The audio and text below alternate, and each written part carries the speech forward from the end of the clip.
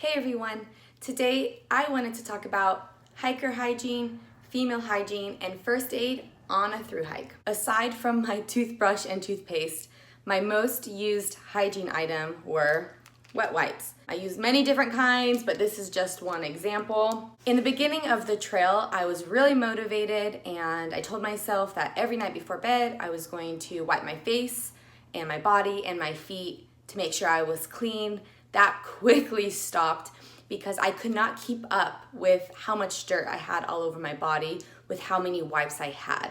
Also, I'm packing all of this out and it just wasn't practical for me since I attracted a lot of dirt. Therefore, I actually stopped cleaning my body altogether.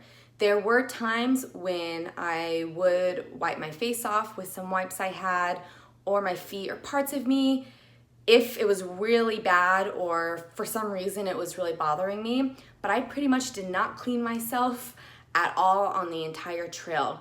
The only time I used those wet wipes was when I was going to the restroom, number 2 specifically. A common thing that people do is they will wash their face or their feet off in streams. In the desert, that can be a bit difficult because sometimes there's not as much access to water as there is in the Sierra Nevada. So I did wash my feet off and my face off whenever I came across an abundant amount of water. But I actually got really used to the dirt. I didn't mind it. So you just have to choose what's best for you and what you're comfortable with. For me, I would say embrace it. You're a part of nature now when you're on a through hike. It's not gonna kill you and you will get to shower if you want when you are in a town. I also brought a little tube of moisturizer with some SPF in it. I did not use it every day, but sometimes it just felt really nice to keep my skin on my face hydrated because when you're exposed for that long, it can really dry your skin out, and I really wanted to make sure that my face was protected. I always made sure that I had some type of sunscreen with me. I really enjoyed these little packets. I did carry bigger bottles. I was going through this stuff a lot, especially in the desert when it was extremely hot and way more exposed. As you know, I love my color zinc oxide, which I would put over this big mole blue freckle business I got going on. So I was always trying to make sure that my face was protected with sunscreen or a hat of some sort. A lot of people ask me how I did such a long hike with my very long hair. It actually wasn't that bad. I did bring a brush with me. However, it was one of these brushes. I cut the handle off so it wasn't so bulky, and accidentally my first night on trail, this back part got snapped in half, and so I just had the bristles and it actually worked out perfectly. So if you are someone with long hair, I highly recommend just destroying the brush and just carrying the bristles. It's lightweight and it's really compact. For the most part, I just try to keep my hair braided or pulled back in with a bandana or something on top of my head to help keep the wispies from getting all tangled. Now for my teeth, I always carried a travel size toothbrush and a travel size tube of toothpaste. You can get that stuff all the way along the trail. And then I also like to have a small travel size mouthwash. Even if everything else was dirty, I like my mouth to feel clean, and I always had floss. I rarely flossed while I was on the trail, but I like to when I was in town. You gotta keep up on that dental hygiene. If you are new to through hiking, you will see that a lot of people talk about or use something called Body Glide. Now the logo's ripped off, but I carried this with me the whole time. I don't think I even used it once. I think I tried to put it on once just to see what it felt like, and then I never used it. It's mainly used for chafing. I heard it's wonderful. I'm very happy that I never needed to use it, especially with someone like me where my thighs do rub, and then when I was wearing shorts, my skin would create friction, and a lot of times people get awful rashes right there because the salt from your sweat is cutting your skin open, and then you're adding in the friction of your thighs rubbing, and it's really painful. Apparently, I can only imagine. But yep, it's just a tube of some nice, yeah, I don't need that anymore. So this is Body Glide. Next, how do you go to the bathroom while in the woods? So I love going to the bathroom outside. As a female, you just drop your britches and you squat and you tinkle. Once again, for the sake of just conserving wet wipes and toilet paper and all of that, I would usually drip dry. Just kind of what men do. If they go to the bathroom, you just kind of like try to get the excess drips off and then just pull your pants back up. If you want to be a good thru hiker and practice leave no trace principles, you should be packing out every single piece of trash, toilet paper, wet wipes used. So when nature called and it was time for me to go, number 2, because that's what we're gonna call it, because I think we all still are about little children when we talk about poop. Make sure that you are digging a cat hole. Some areas it's difficult if the ground is really tough. There were times that I couldn't get a full 6 inches, and so I would just do my best and then pile as much dirt on top and then put a big old rock on top of my spot. But you really do want to try to dig a deep enough hole so that animals aren't going to just come and try to dig up your poop. We want to try to avoid that. Like I said, if you want to practice leave no trace principles, which we all should be, you should be packing out all of your toilet paper and your wet wipes used for your body and for going to the bathroom. It's not that hard. I think if you haven't done it yet, it sounds really disgusting, but you get really used to it. I mean, this is coming from your body.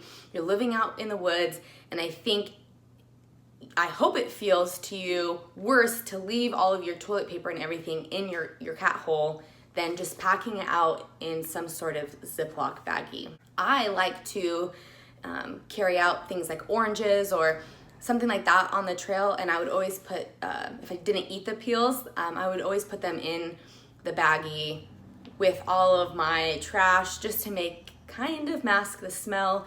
You're gonna be putting in all of your food wrappers and everything in a Ziploc baggie anyway. It is gonna smell, but you actually get used to it because guess what? You smell too. Another thing to add about going to the bathroom while thru hiking, do try to do it off and away from the trail. It is really frustrating when you can see that somebody peed right on the trail. I understand sometimes there's a cliff and you gotta try to aim off of it, but just try to be respectful that we're all walking through that area, and it's just not pleasant to come across someone's puddle of urine. There were times when I immediately had to go to the bathroom, number 2, when I was on a cliff, and yes, I had to squat with my butt over the cliff and have my stuff roll down the mountain. Now that's not amazing leave no trace principles, but I was going to poop my pants and that stuff will happen. So just try to be as respectful as possible. Pee rags for women are a common thing that you'll see out on trail. I only use one for a little bit. I'm not a big fan of it, but a lot of women love them. Basically, it's like a durable cloth, or even people use a bandana, and that's what they use to wipe their pee with or something, and then they usually strap it to the back of their pack and it airs out. Like I said, I wanted to contain all of that in my pants and then just clean myself, as I was going to the bathroom. But if you're interested in the pee rag, there's a lot of women who do use it and enjoy it. I'm not sold on it yet. I didn't mind doing the whole drip dry system. I've been doing it since college, y'all. I was really lucky about not getting hardly any blisters when I was on trail. I really tried to make sure that before I started my big hike that I had my shoes and my sock system down. I really did not want to struggle with blisters because it can definitely take you off trail. Blisters hurt and they're annoying and they suck. And they take a lot of time to recover, and it's when are you gonna do that when you just are supposed to be hiking big miles every single day? However, these are some of the things that I brought with me that I really didn't have to use, thankfully, but Leukotape is really handy. You'll see a lot of people using this. I did get blisters at one point because my shoes finally got too small, and then it was 110 degrees and my feet just swelled up and were rubbing all parts of the shoe and my toes and everything, and I did get some blisters. And so when that did happen, I had some leukotape around, I think, one of my lighters, and so I just cut a lot of that up and like wrapped it around all my areas of my blisters, and it definitely helped stop them from getting worse. I also had little bits of moleskin padding for the same reason. I actually put a lot of the moleskin padding on top of my blister and then wrapped it in leukotape. It's really important to keep your feet clean if you are getting blisters or cuts, because you are in dirt and you do not want to get any open wound infected. I made my own first aid kit. I grabbed one of these little containers. It was really useful, kept everything contained. See what I did there? In it, I had some various things. As you can see, just little scissors for cutting things like my leukotape or my duct tape for whatever reason. And then something very important are nail clippers. Your toenails will be growing while you're hiking. You do not want your toenails like budging up against the end of your shoe. We all know how painful that is. You also want to do as much as you can to make sure you don't lose any toenails, so buying bigger shoes and keeping your nails trimmed. Tweezers for the occasional unibrow little pluck you need to do. And I did get a lot of splinters because there's a lot of down trees on the trail and you have to actually crawl over them, and I think I might still have a scar from a splinter I got in my pinky. It was wedged so deeply I couldn't even get it out with this. The splinter had to come out on its own, and it was really painful. But tweezers, nail clippers, maybe small little scissors like that, I think are really important. If you never use them on the trail, I would be very surprised.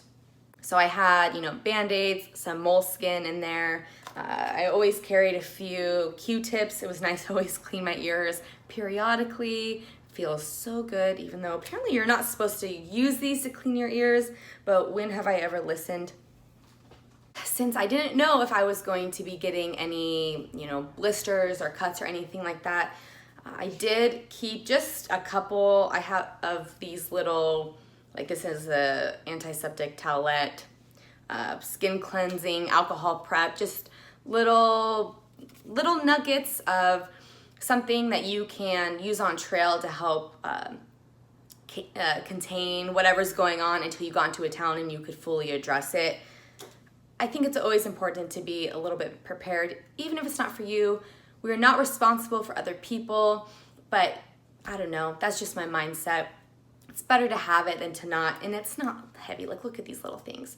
This is a triple antibiotic cream, so if you do get a bad cut or have something nasty going on, these could help save you until, like I said, you got into a town and could really address it. Another thing in my first aid kit was some extra water treatment tablets. Especially in the desert, there's a lot of times that you are drinking from an animal trough, and there were times that there were dead mice in the trough, whether currently or there was a note saying they found some dead lizards or mice in there, so make sure you double treat it. Now, I didn't have a stove, so I couldn't boil my water and filter it, so I chose to use water treatment tablets and my Sawyer squeeze to filter any really nasty water. I had a sting relief packet in case I got a really bad insect bite, and I did get stung by a wasp at one point, but I never used this. It wasn't bad enough, I think, for me to use.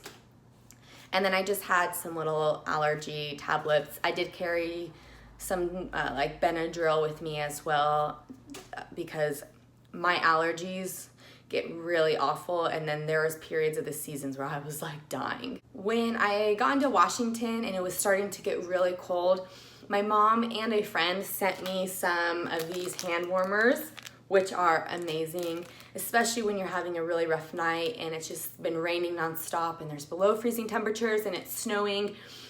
I would put these little things throughout my whole body, in my socks and in my chest, and I would just cuddle up with them. I don't think these saved my life, but it was definitely a big morale booster. I also always carried ibuprofen. You will want to as well, even if you say you're not going to use any. Having some backup is really important because you never know what kind of injury you may get out there or, you know, what kind of pain you'll be in. And sometimes that was the only way that I made it into a town. So definitely recommend like ibuprofen or some sort like that. I always had Advil PM. I did not take it every night, but it was a lifesaver when I was just extremely exhausted and in pain, but needed a really good night's rest. And so I did take some Advil PM. Then I started to experience pretty gnarly leg cramps somewhere in the beginning of the trail. And some of you guys recommended for me to take magnesium. So when I got into a town, I went and talked to a pharmacist and I got some extra magnesium pills. Then I took my daily multivitamin pill. I tried to take my daily vitamin around lunchtime with food, and then I was taking my magnesium pill at night. I was taking it in the daytime, but I did read that it can kind of make you sleepy, and so I switched to taking it at night, and that really helped my muscles and everything relax. I kept all of my pills in a little Ziploc baggie. Just make sure you remember what color everything is because the coatings start to come off after a while. But that was the easiest thing for me to do, was just to keep it all like dumped into a Ziploc baggie. I kept everything in this Sea to Summit bag. It's 2 liters. It just fit all of my wipes and my toilet paper and my little first aid kit and my toothbrush and hairbrush and sunscreen, and it was just really nice for me to have everything together, and so it kept organizing my pack much easier. I get asked a lot if I shaved at all while I was on the trail, and the answer is no. I really wanted to have this fun experience of just like letting myself go and be free.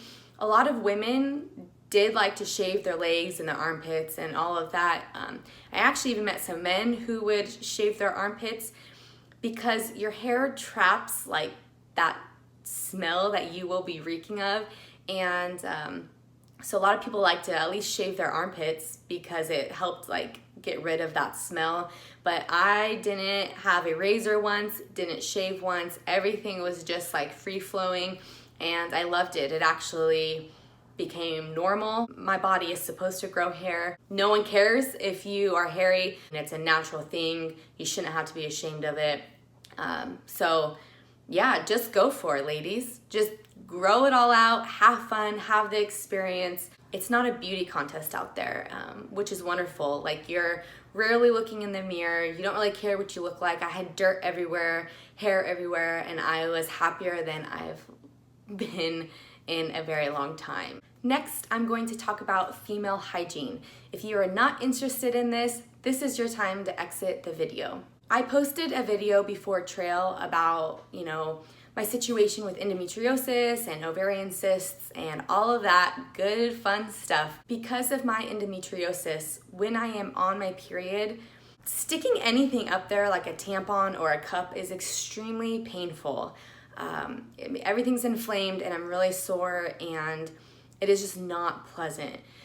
So I actually opted to free flow when I was on my period.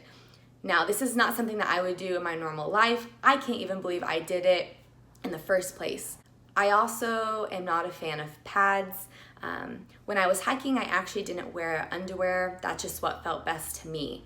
So instead, when I was on my period, I did have an extra pair of underwear that I would wear, and I would actually free flow into my underwear. Now, this may not work for a lot of you. I do not have heavy periods in that sense, which is wonderful. Like I said, in that sense, it wasn't ideal. I did clean myself a lot, like every single time I went to the bathroom of any sort, plus more. I would be using a lot of wet wipes and, packing all of that out. There were times that I was too heavy and I did use a tampon. I was just in a lot of pain, but I just, kind of sucked it up. And then when I would get into a town, I would wash my underwear, and I had 2 heavy periods on trail. But as a woman, you might notice that the more you're hiking, the less periods you'll be experiencing, or the less heavy of a period you will be experiencing, which was wonderful. So about the last half of my hike, I still had my period, but it was not as painful and it was not as heavy. And so I really just had to worry about it in the first half. Like I said, there's so many different ways for a woman to handle her period while on the trail. You just have to do what's comfortable for you. The mindset of being out on the trail in a through hike is so much different than, in your normal day-to-day life, or even just doing a day hike or even a 3-day backpacking trip. And so in the beginning of the trail, I was, gonna stick with using my tampons. I thought I was gonna clean my whole body every single night. And then the more you're out there, the more you learn about your body and what it actually needs, and not what society basically tells you that you need. There are a lot of different options for women during their period while hiking. It is not fun to hike on your period, we all know that, but actually being active does help, even though it's like counterintuitive. I did find that pushing myself to hike and keep going actually would make me feel better. It's still hard, but women used pads, tampons. The cup is a really good option, I've heard, because you can just clean it. You're not really creating any waste, and you're not having to pack out dirty tampons. For me, free flowing was the best option just due to my condition. You just have to make the best decision for yourself. You might go out on trail and find that you thought, this was going to work, and then you realize that it doesn't, and so you change to this over here, and that is okay. It's your body. Just, figure it out and do what you're comfortable with. Okay, everyone, that was basically my hygiene on the trail. Hiker hygiene, female hygiene, and all of my first aid stuff. You might have a little bit different of a setup. Some people have more things than I do. Some people have way less. You just need to find what you are comfortable with. Find that happy medium. Make sure you're safe, and make sure you have fun. Thanks for watching, everyone. Make sure to subscribe if you haven't already, and I would love it if you would like this video and comment below on what you have in your first aid kit and what your hygiene practices are. You're gonna see that every hiker is different, but that doesn't mean that your way can't get you to Canada. All right, you guys, have a great day, and I'll see you later.